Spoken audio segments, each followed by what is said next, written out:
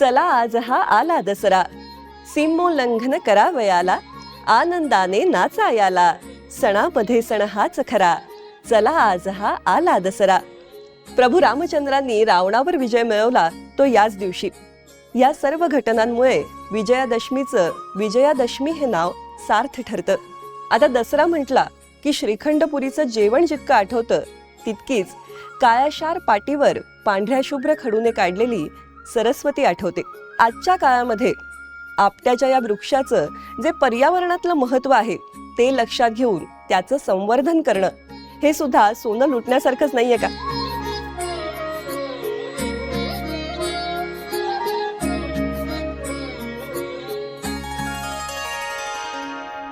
नमस्कार.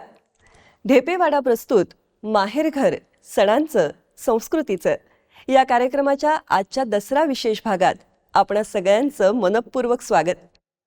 चला आज हा आला दसरा, सीमोल्लंघन करावयाला, आनंदाने नाचायाला, सणामध्ये सण हाच खरा, चला आज हा आला दसरा.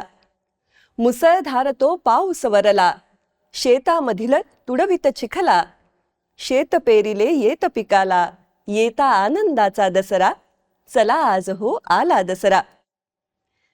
कविवर्य गोविंदाग्रज अर्थात राम गणेश गडकरी यांच्या या कवितेतून आपणा सगळ्यांना दसऱ्याच्या म्हणजेच विजयादशमीच्या हार्दिक शुभेच्छा. दसरा म्हणजे भक्ती आणि शक्ती यांच्या समन्वयाचा सण. जगदंबेची 9 दिवस उपासना केल्यानंतर शक्ती संपादन करून विजयासाठी प्रस्थान करण्याचा दिवस. पावसाची कृपा होऊन धनधान्याची समृद्धी झालेली असते. रस्त्यावरचा चिखल सुकू लागलेला असतो. आता आकाश स्वच्छ असतं, हवामान अनुकूल असतं आणि या अशा वातावरणामध्ये पूर्वीच्या काळी वीर दसऱ्याच्या मुहूर्तावर सीमोल्लंघनाची आणि पुढील मोहिमांची तयारी करत असत. दसऱ्यालाच विजयादशमी असंही म्हणतात, कारण देवीने जेव्हा असुरांचा नाश केला त्यावेळेस तिने विजया हे नाव धारण केलं आणि याच दिवशी तिने महिषासुराचं मर्दन केलं, म्हणून ती महिषासुर मर्दिनी आणि दसऱ्याला विजयादशमी असं नाव पडलं. प्रभू रामचंद्रांनी रावणावर विजय मिळवला तो याच दिवशी. अज्ञातवासात असताना शमीच्या झाडावरती लपवलेली शस्त्र अर्जुनाने खाली काढली आणि विराटाच्या गायी पळवणाऱ्या कौरव सैन्यावर विजय मिळवला तोही याच दिवशी. या सर्व घटनांमुळे विजयादशमीचं विजयादशमी हे नाव सार्थ ठरतं. ऐतिहासिक काळातही आपल्या महाराष्ट्रात खास करून मराठेशाहीत आणि पेशवे काळात दसऱ्याला अलौकिक महत्त्व प्राप्त झालं. पावसाळ्यात मुसळधार पावसामुळे नदी नाले भरून वाहत असत. मग अशा वेळेस मोहिमा थांबत. सैनिकांना आणि सरदारांना विश्रांतीचा काळ मिळे. एकदा पावसाळा संपून शरद ऋतू सुरू झाला की त्यांच्यामध्ये नवा उत्साह संचारे. मग दसऱ्याला 9 दिवस जगदंबेची उपासना झालेली असे. दसऱ्याच्या मुहूर्तावर उच्चैश्रव्याच्या प्रतिमेचं पूजन केलं जाईल. उच्चैश्रवा म्हणजे इंद्राचा घोडा. समुद्र मंथनातून जी 14 रत्न हाती आली त्यापैकी एक. युद्धामध्ये यश मिळावं म्हणून त्याच्या प्रतिमेचं पूजन केलं जाईल. आणि अर्थातच हत्ती घोडे यांना स्नान घातलं जाईल.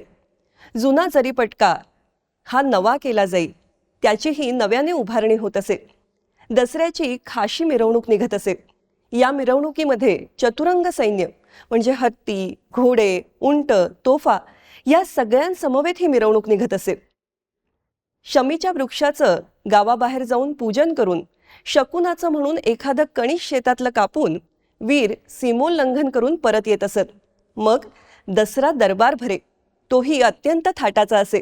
यामध्ये सरदारांना नवीन पदव्या दिल्या जात आणि सोन्याचे नजराणे सुद्धा दिले जात.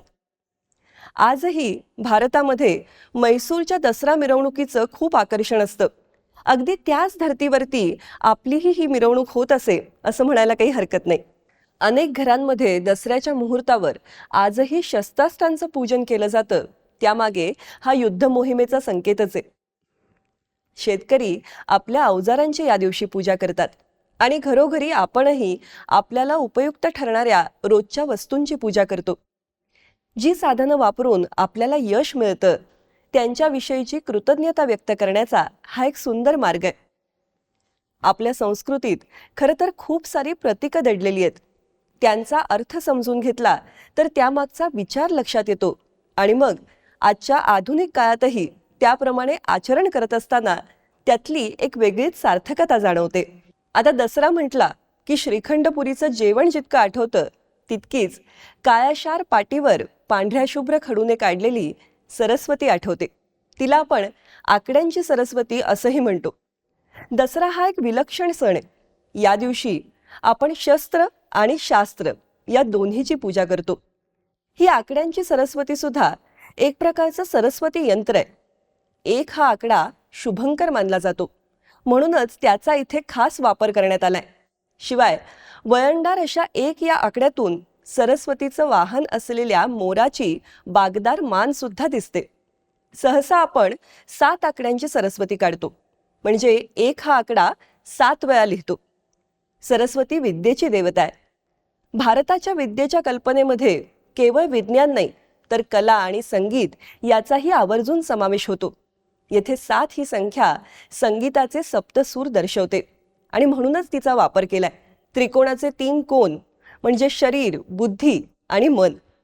त्रिकोणाचे हे 3ही बिंदू जेव्हा साधले जातात तेव्हाच आपण ज्ञान आत्मसात करू शकतो.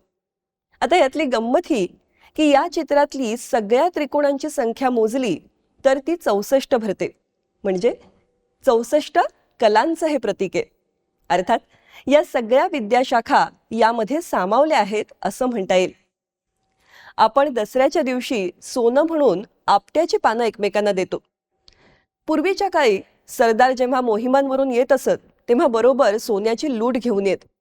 मग दसऱ्याच्या दिवशी ओवाळणीमध्ये त्यातला एखादा दागिना आवर्जून ठेवला जात असे आणि आणलेली ही लूट देवघरामध्ये ठेवून तिची पूजा होत असे. त्यानिमित्ताने वडीलधाऱ्यांचे आशीर्वाद घेतले जात. कदाचित दसऱ्याला सोनं लुटण्याची परंपरा यातूनच निर्माण झाली असावी. पण मग आपट्याचीच पानं का असा प्रश्न पडतो ना. आपटा हे जे झाड आहे हे म्हणजे शेताच्या बुंधावरचं अक्षरशः सोन्याचं झाड आहे. कारण हे झाड जिथे लावलं जातं तिथली जमीन भुसभुशीत राहते आणि सुपीक बनते. म्हणूनच संस्कृतमध्ये या झाडाचं नाव आहे अश्मंतक.